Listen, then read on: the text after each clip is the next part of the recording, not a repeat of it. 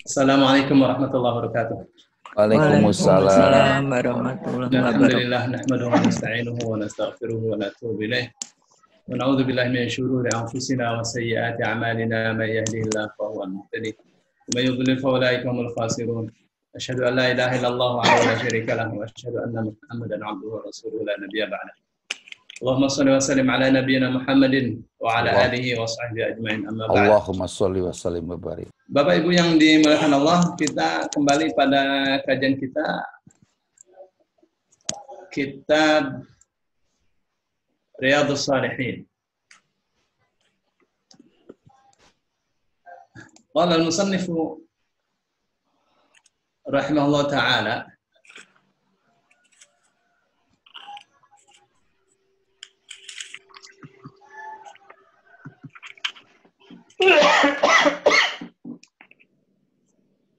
wa nabi ini sudah ya.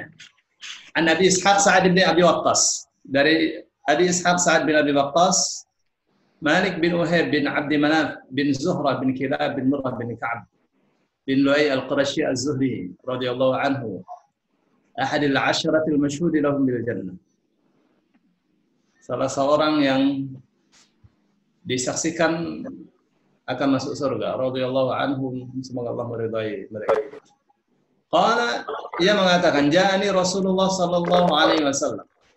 Rasulullah sallallahu alaihi wasallam datang kepadaku, ya'uduni 'ama hajjatil wada'i min waj'in mushtadid.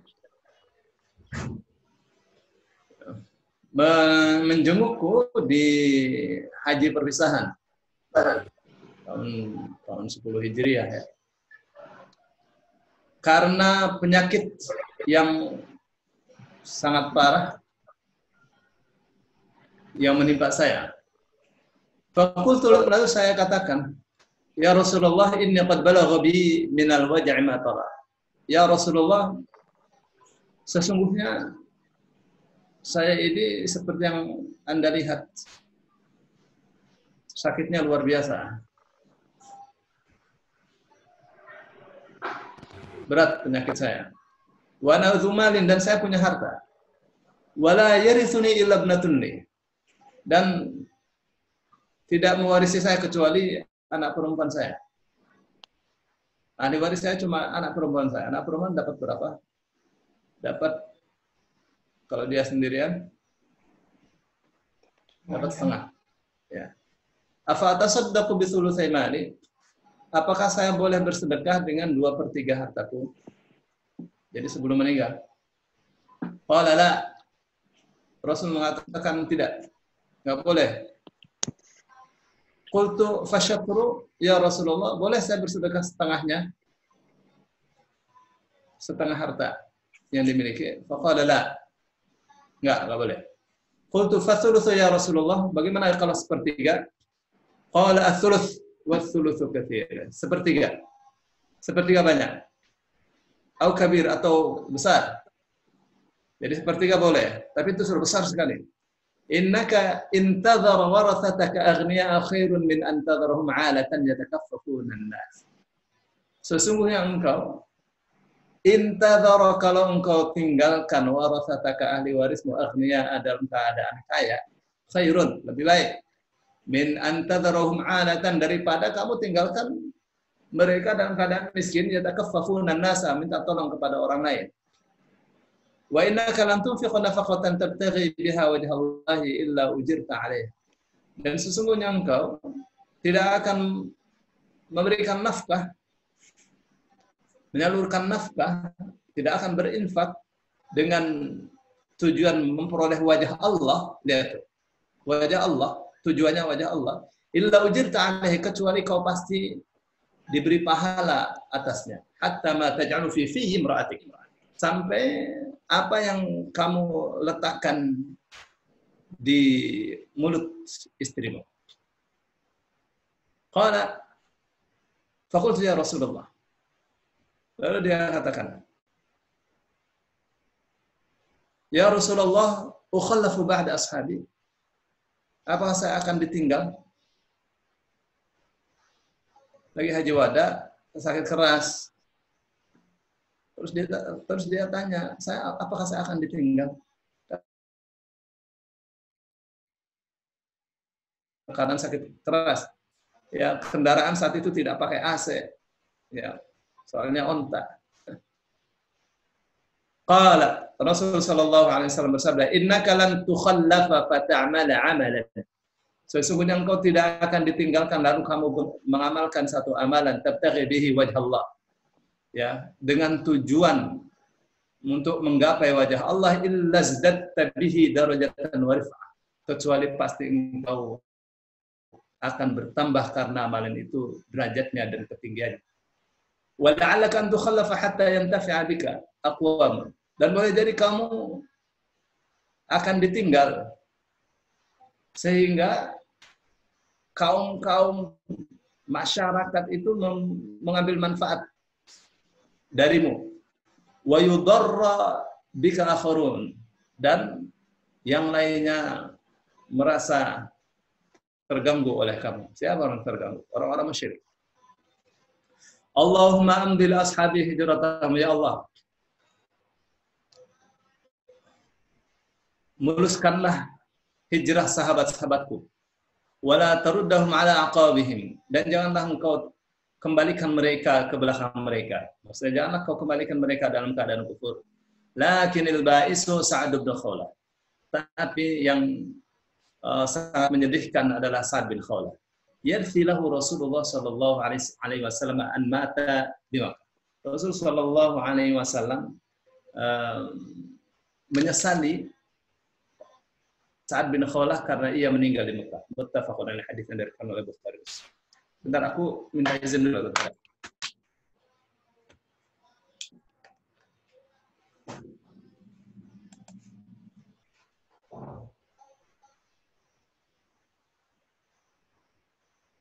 Pak Fahri.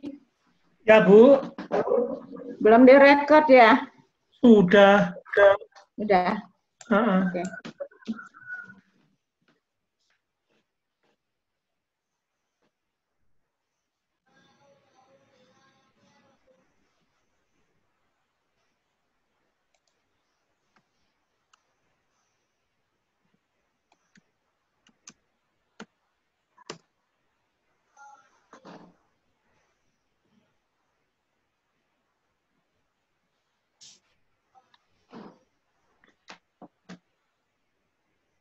Saya aku dusik ya.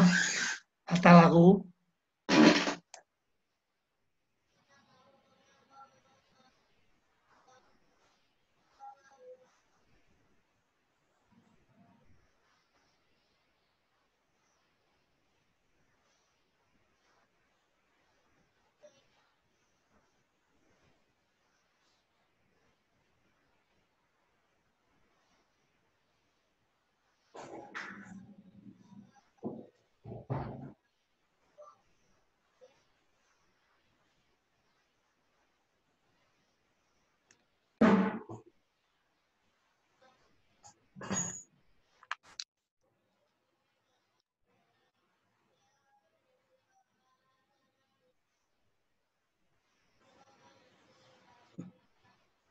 Bapak Ibu, ini hadis tentang, banyak ya di sini. Hadis tentang niatnya. Hadisnya panjang. Dari siapa nih hadis nih? Ini hadis nih dari Sa'ad bin Abi Waqqas, salah seorang yang dijanjikan oleh Rasul sallallahu alaihi wasallam bakal masuk surga. Dia punya cerita. Dia punya kisah. Pernah haji bersama Rasulullah sallallahu alaihi wasallam. Rasul sallallahu alaihi wasallam selama hidupnya itu haji sekali aja. Itu tahun 10 Hijriah. Ya, tahun 8 Hijrah Fathu Makkah. Terus setelah itu tahun 9 Rasul sallallahu alaihi wasallam utus rombongan haji untuk mengumumkan bahwa tidak boleh ada haji setelah tahun itu, tahun 9 Hijriah, tidak boleh ada orang yang haji dalam keadaan musyrik, dan tidak boleh ada orang haji dalam keadaan tidak mengenakan sehelai pakaian pun. Ya memang saat itu masih ada ya. Rasul Shallallahu Alaihi Wasallam memang tidak mau haji tahun 9 karena masih pasti akan melihat orang-orang yang haji dalam keadaan telanjang. Nah, tahun 10 Hijriah Rasul Shallallahu Alaihi Wasallam melaksanakan haji bersama para sahabat. Salah satunya Sa'ad bin Abi Waqqas. Beliau punya cerita. Dia katakan satu ketika Rasul Shallallahu Alaihi Wasallam menjengukku karena penyakit yang menimpaku, penyakit yang luar biasa berat.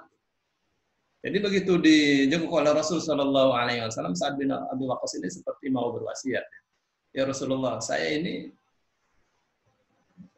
ini boleh jadi kira-kira gitu ngomong, enggak ngomong sih, beliau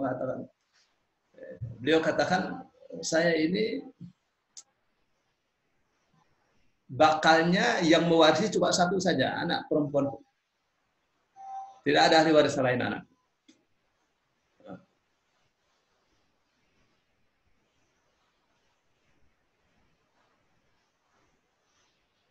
Jadi saya mau bersedekah, harta saya banyak.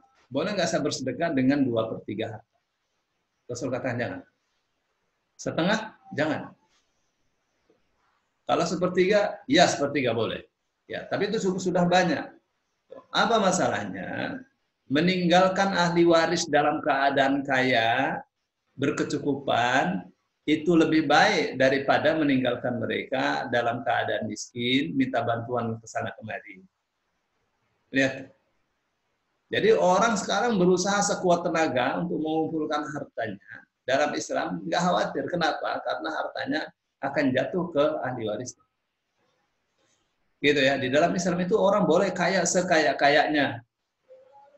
Boleh kaya sekaya-kayanya, tapi ada batasannya. Batasannya jangan perolehannya dengan cara yang haram. Satu ya. Terus yang kedua, jangan pentasarrufannya atau penggunaannya untuk satu yang haram, dan diwajibkan ia untuk berzakat. Ya, satu kewajiban juga untuk menolong orang-orang yang papah. Itu di dalam Islam. Nah, harta warisannya, harta dia kalau dia meninggal tentu ahli waris. Baik, dijaga di dalam Islam ya. Dijaga di dalam Islam, seorang tidak boleh, ini namanya wasiat nih ya. Tidak boleh berwasiat lebih dari 1/3 harta. Nah, wasiat itu hanya untuk orang yang bukan ahli waris. Baik, Bapak Ibu yang dimuliakan Allah. Terus Rasul Shallallahu Alaihi Wasallam mengatakan, itu ya kamu bersedekah kalau tujuannya untuk menggapai wajah Allah, pasti kamu dapat pahala. Dari kemarin kan saya katakan untuk bersedekah itu mesti dilihat 3 hal. Apa itu? Perintah, janji, niat. Itu 3 hal. Karena sedekah diperintah, maka kita taat. Karena Allah berjanji pasti akan dikasih pahala sekian-sekian, maka kita percaya. Terus kalau urusan niat tidak boleh selain supaya kita bisa melihat wajah Allah besok. Itu yang disebut tabtaghi biha wajh Allah. Ya. Sampai kamu kasih nafkah untuk istrimu, satu suap makanan yang kamu berikan kepada istrimu, dengan tujuan supaya kamu dapat menggapai wajah Allah kelak, itu pasti akan dikasih pahala oleh Allah Subhanahu. Itu ya. Rasul Shallallahu Alaihi Wasallam menenangkan kawannya yang sakit. Ya, dan menghibur. Ya, kamu baik ya bersedekah dengan 1/3 harta. Ya, pasti kamu akan dikasih pahala kalau niatnya menggapai wajah Allah. Orang sedekah itu enggak ada gabuknya. Orang bersedekah itu tidak ada ruginya, ya. Kalau tujuannya cuma satu, apa tuh? supaya besok bisa menggapai wajah Allah, melihat wajah Allah. Ya. Sama seperti orang berdoa. Ya. Orang berdoa itu tidak ada ruginya. Ya. Nggak ada orang doa tidak dikabul. Kok begitu? Ya, Rasul Shallallahu Alaihi Wasallam mengatakan, Innallaha lam yazal yastajibu du'a abdihi ma lam yasta'jil. Sesungguhnya Allah senantiasa mengabulkan doa hamba-hambanya selagi ia tidak tergesa-gesa. Qalu mal isti'jal ya Rasulullah. Mereka bertanya, ya Rasulullah, apa itu tergesa-gesa? Tergesa-gesa itu dia mengatakan da'autullah wa lam yustajab li. Aku sudah berdoa kepada Allah tapi belum dikabul. Nah, itu namanya tergesa-gesa. Enggak boleh ngomong begitu. Kenapa? Karena orang kalau berdoa yang diminta tidak dikasih, boleh jadi Allah memberinya ganti yang lebih berharga daripada yang diminta. Atau dengan doa dia, Allah tidak memberi yang diminta, tapi dosa-dosa dia diampuni. Ya, keluarganya diselamatkan. Atau Allah beri gantinya dengan pahala yang besar, sesuai dengan keadilan Allah untuk kenikmatan dia di akhirat. Ya, kecuali dia berdoa makanannya dari yang haram, minumannya dari yang haram, pakaiannya dari yang haram. Itu yang Rasul katakan, anna yustajabula. Bagaimana ya orang berdoa makanannya dari yang haram, minumannya haram, pakaiannya dari yang haram. Bagaimana doa bisa dikabul? Baik. Terus Sa'ad bin Abi Waqqas merasa karena dia sakit keras begitu, dia tanya, ya Rasulullah, saya bakal ditinggal ya? Apa kata Rasulullah SAW? Itu ya,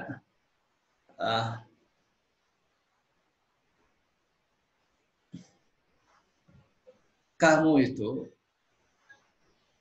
andaikan ditinggal karena kamu penyakitnya keras sekali ya, andaikan ditinggal, terus kamu mengamalkan amalan-amalan yang saleh, amalan-amalan yang baik, ya, dengan tujuan ya, tabtaghi bihi wajh Allah, dengan tujuan supaya besok bisa melihat wajah Allah. Namanya niatnya nih. Jadi sedekah niatnya supaya besok melihat wajah Allah. Mengamalkan apapun supaya besok bisa melihat wajah Allah. Illa zdadta bihi rif'atan darajatan wa rif'ah. Pasti amalan yang diniatkan untuk supaya besok bisa melihat wajah Allah itu, amalan itu akan menambah derajat atau kedudukan di hadapan Allah, ya. Menambah ketinggian derajat di hadapan Allah.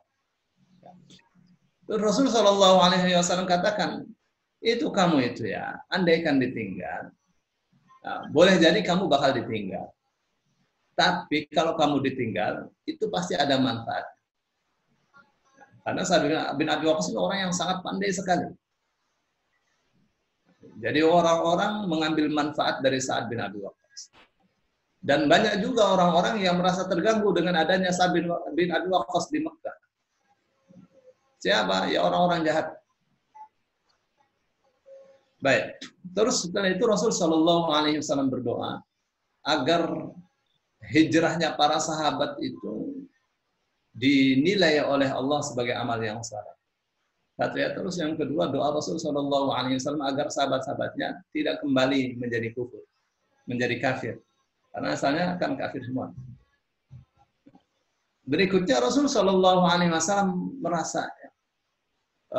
merasa iba dengan seorang sahabat yang namanya Sa'ad bin Khawla.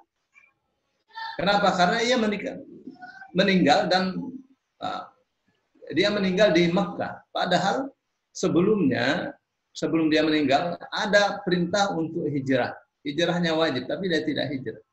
Itu yang Rasul Shallallahu Alaihi Wasallam sesalkan. Baik, pelajaran penting di sini pertama adalah bahwa bersedekah atau mengamalkan apapun tujuannya harus supaya besok dikasih kesempatan melihat wajah Allah, dan itu adalah nikmat yang tertinggi yang ada di surga. Tidak ada kenikmatan yang lebih tinggi dari itu. Itu pertama. Terus yang kedua, bersedekah itu atau berwasiat itu tidak boleh lebih dari sepertiga. Di sini kata-katanya sedekah. Ya, bersedekah tidak boleh lebih dari sepertiga hartanya. Nah, ulama-ulama katakan karena ini dalam apa namanya momennya momen mau meninggal, ini maksudnya ke wasiat. Kalau bersedekah itu satu hal yang berbeda. Bersedekah itu boleh dengan harta yang banyak, tapi ini khilaf antara para ulama ya. Mengingat apa? Mengingat misalnya Utsman bin Affan bersedekah dengan sepertiga hartanya. Ya. Umar bin Khattab bersedekah dengan setengah hartanya. Ya. Abu Bakar Siddiq bersedekah dengan seluruh hartanya. Ya, di sini ada khilaf ya. Baik. Kenapa tidak boleh berwasiat lebih dari sepertiga harta? Alasannya jelas, supaya ahli waris itu ditinggalkan dalam keadaan berkelapangan untuk urusan harta, berkecukupan. Dan itu lebih baik daripada dia dalam keadaan sempit meminta bantuan ke sana kemari. Itu pesan Rasul sallallahu alaihi wasallam. Berikutnya adalah satu nubuah Rasul sallallahu alaihi wasallam ya, bahwa Sa'ad bin Abi Waqqas bakalnya akan berdakwah di Mekah, diambil manfaatnya oleh masyarakat Mekah, dan orang-orang yang mohon maaf ya, punya niat tidak baik itu akan merasa terganggu oleh Sa'ad bin Abi Waqqas. Itu nubuah. Ya. Terus pelajaran yang berikutnya bahwa memang hijrah itu kan wajib hukumnya. Hijrah dari Mekah ke Madinah itu perintah Allah, maka wajib hukumnya. Nah, Rasulullah SAW merasa iba dengan Sa'ad bin Khawlah. Kenapa? Karena dia tidak hijrah. Dia tidak hijrah dan meninggal sebelum itu. Ya, sebelum hijrah dia meninggal di Mekah dalam keadaan tidak hijrah. Muttafaqun alaih, hadisnya dari Bukhari dan Muslim. Baik. Wa Nabi Hurairah Abdurrahman bin Sakhar Ad-Dawsi radhiyallahu anhu qala, dari Abu Hurairah Abdurrahman bin Sakhar qala, yang mengatakan qala Rasulullah sallallahu alaihi wasallam, Rasulullah sallallahu alaihi wasallam bersabda. Perhatikan. Ini hadis banyak difahami salah ya. Innallaha la yanzuru ila ajsamikum. Sesungguhnya Allah tidak melihat pada jisim-jisim kalian, badan-badan kalian, wala ila suwarikum, dan tidak pula melihat pada gambar-gambar kalian, maksudnya tidak melihat pada bentuk luar kalian. Walakin yanzuru ila qulubikum, tetapi melihat hati kalian. Saudara, banyak orang mengatakan Allah enggak melihatlah kita pakai jilbab atau tidak pakai jilbab, yang penting hatinya. Ya kan? Yang penting hatinya, itu keliru ya. Itu keliru seperti itu. Terus pakaiannya compang-camping, masuk ke masjid pakai kaos saja, sholat di masjid pakai kaos saja. Allah enggak melihat orang pakai jubah, pakai, ya, hatinya yang dilihat oleh Allah, bukan pakaiannya.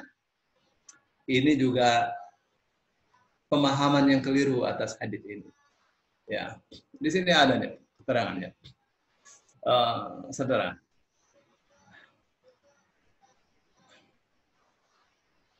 Dia katakan paling bagus itu hadis Nu'man bin Bashir. Hadis Nu'man bin Bashir itu ini nih. Nah, saya akan perlihatkan.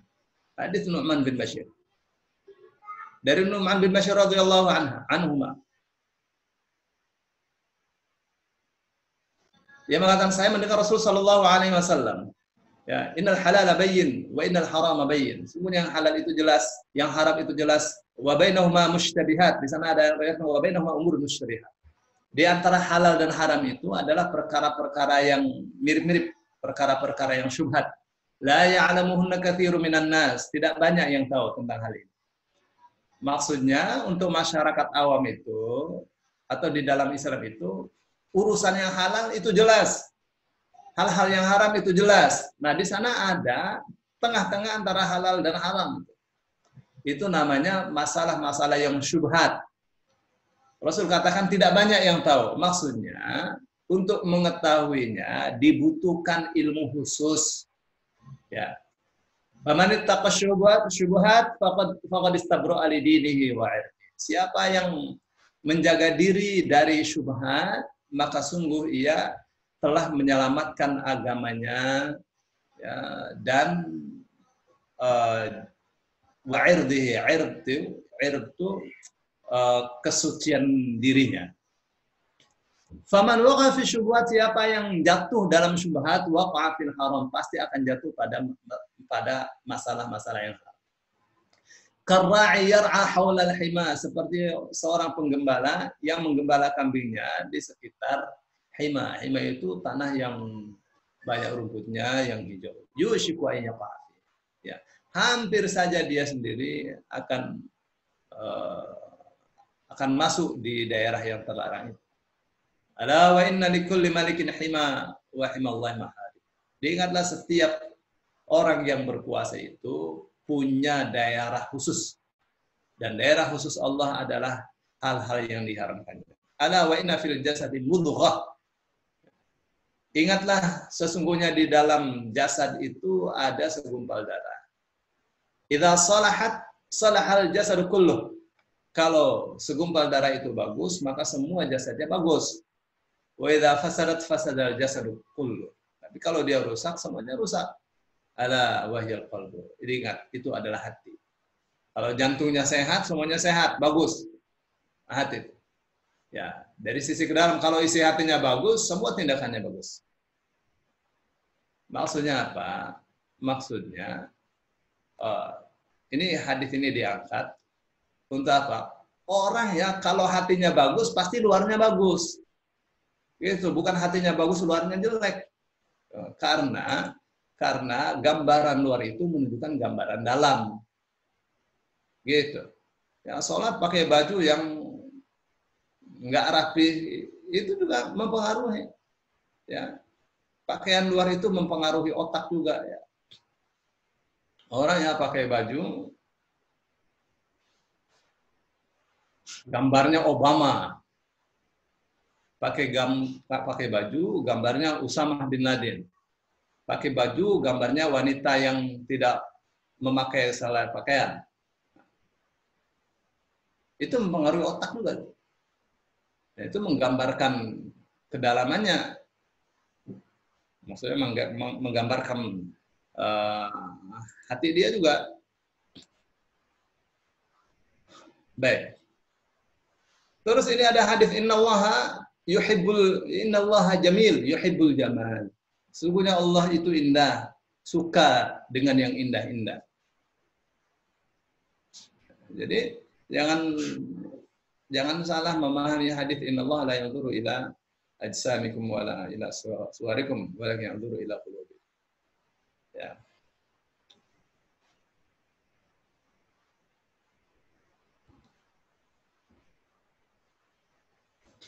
Terus sekarang ya misalnya Allah Subhanahu wa taala mengatakan, "Khudzu zinatakum 'inda kulli masjid."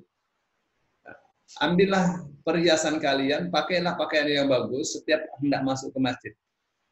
Jadi mestinya orang-orang Islam tuh ya mau masuk ke masjid, dia sudah persiapkan pakaian yang bagus. Ya, pakaiannya yang rapi. Kalau saya mau ikut bagaimana caranya Rasul Shallallahu Alaihi Wasallam berpakaian ke masjid. Ya meskipun itu bagian dari budaya ya, pakaiannya rapi Rasul Shallallahu Alaihi Wasallam.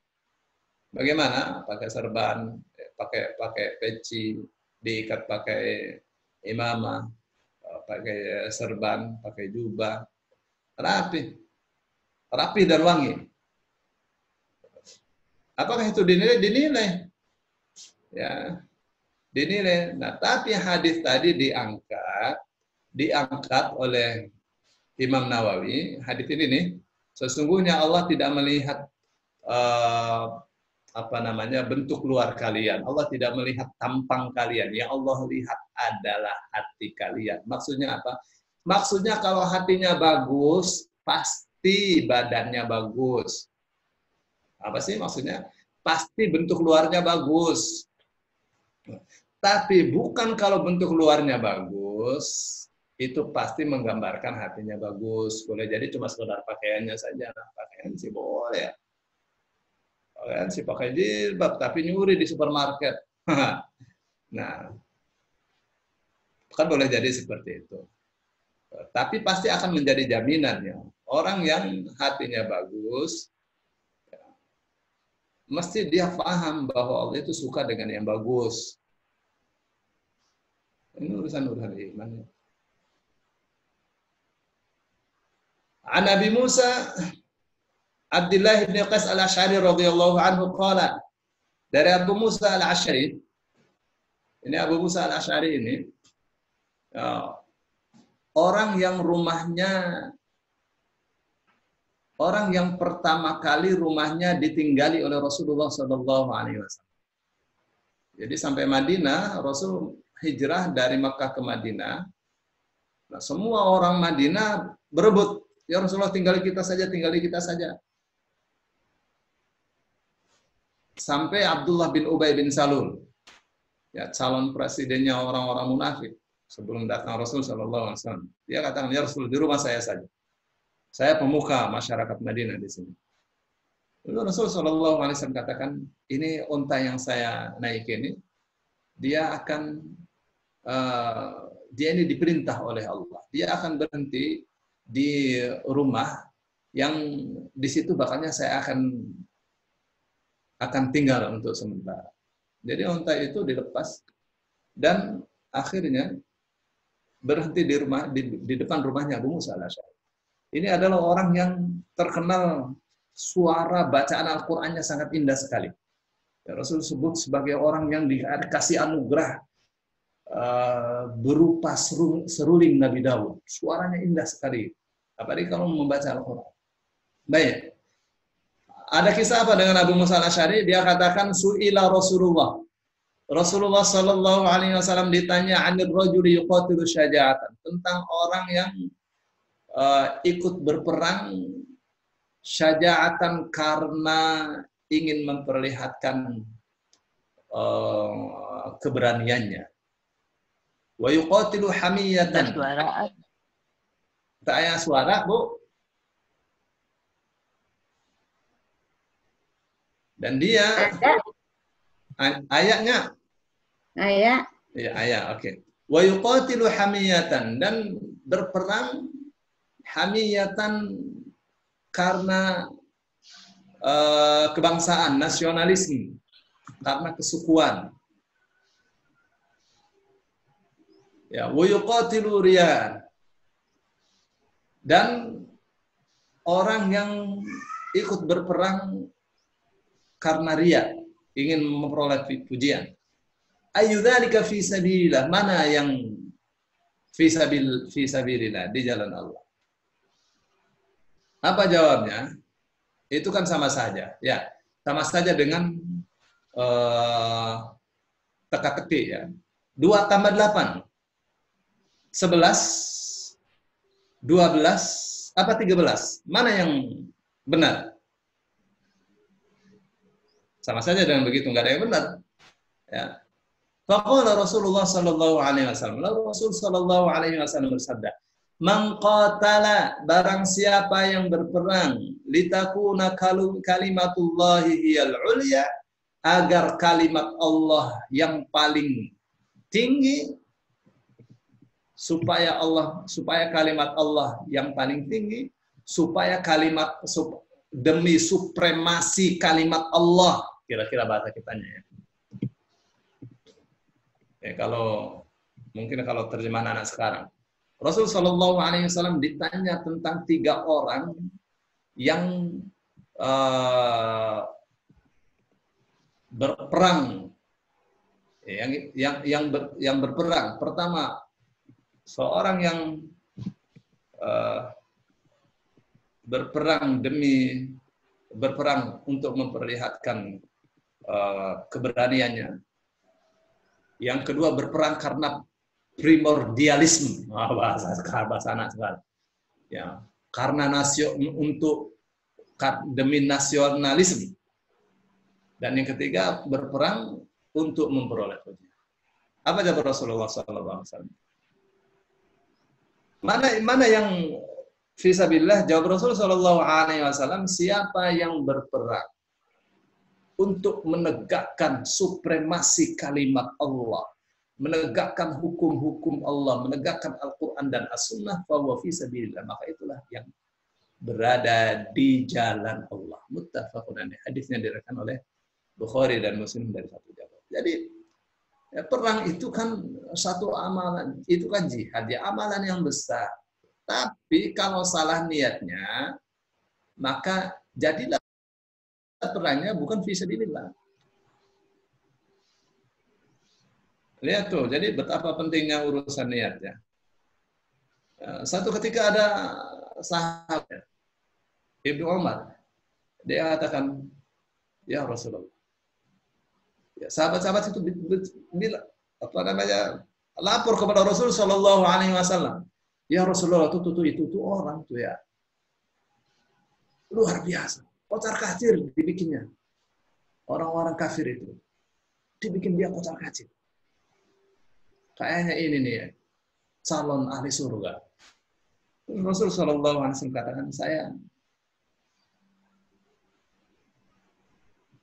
tapi ini orang bakal masuk neraka, kata Rasul Shallallahu Alaihi Wasallam. Tentu Rasul mengatakannya karena itu adalah wahyu, bagian dari wahyu, dikasih tahu oleh Allah ini orang bakalnya masuk neraka.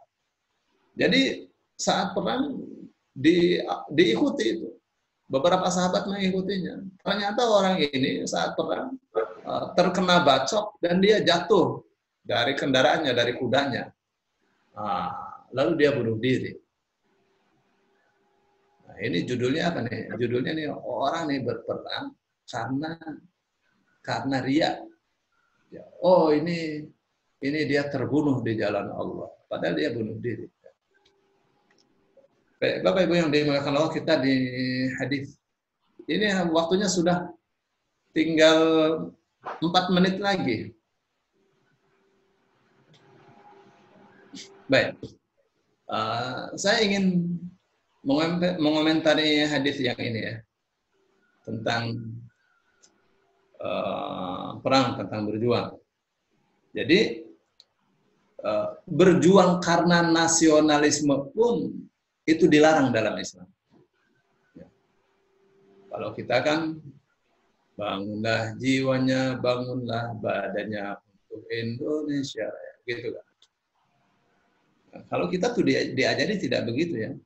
Inna sholati wa nusuki wa mahyaya wa mamati lillahi rabbil alamin. Salatku, ya, ibadahku, hidupku dan matiku hanya untuk Allah saja. Jadi kalaupun berperang untuk mempertahankan negeri Indonesia ini, apa tujuannya?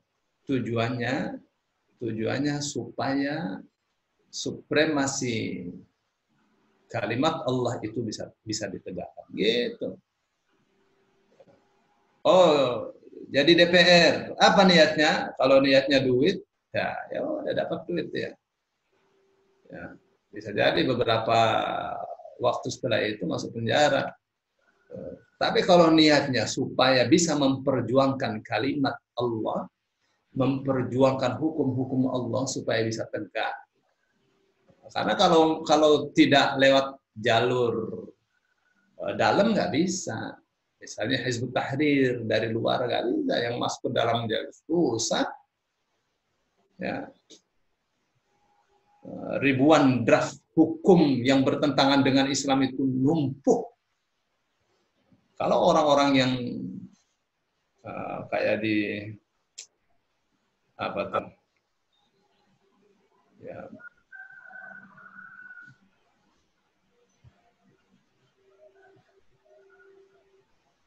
ya badan yang ini nih, yang untuk mengesahkan hukum. Kalau mereka yang di situ tidak mengerti hukum atau mereka orang yang bejat, ya draft hukum tentang pernikahan sesama jenis misalnya, itu bisa lolos. Ya, maka penting orang-orang yang ngerti hukum duduk di parlemen. Untuk apa? Untuk memperjuangkan hukum yang benar. Gitu. Baik, saya kira sampai di sini dulu. Masih ada 1 menit. Barangkali ada pertanyaan, silakan Bu Nini. Waktunya cuma sebentar soalnya. Silakan Bapak Ibu yang ingin bertanya. Barangkali ada yang mau bertanya.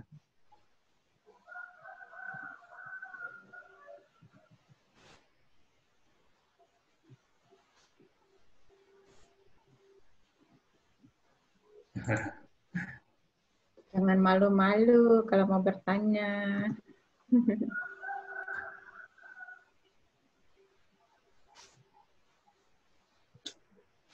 Baik, ini Bu Nini tidak ada yang mau bertanya. Saya kira sampai di sini aja ditutup. Baik, Bapak Ibu yang dimuliakan Allah Subhanahu wa Ta'ala, kiranya sampai sini saja kajian kita pagi ini terkait dengan hadis-hadis dari Riyadhus Shalihin. Nanti kita bertemu jam berapa lagi, Ustaz? Malam ya? Ya, Ya, jadi hari Minggu itu kajian subuh ada, kajian tadabbur Al-Quran ada. Gitu. jadi malam Kajian yang siang nggak ada. Ustaz Dani lagi. Ya, Baik. mudah-mudahan dia bisa. Ya, mudah-mudahan Ustaz Dani bisa ya hari ini. Terima kasih banyak semuanya yang telah hadir di kelas ini, kelas online. Apa yang sudah Ustaz tularkan ilmunya kepada kita semua bisa kita serap ya, dan kita tularkan lagi kepada yang lain, insya Allah. Oke. Baca alhamdulillah dengan kafaratul majlis. Alhamdulillahirabbil alamin. Subhanaka Allahumma wa bihamdika asyhadu an la ilaha illa anta astaghfiruka wa atubu ilaik. Terima kasih Ustaz Soliki. Sama-sama. Waalaikumsalam warahmatullahi wabarakatuh. Salam.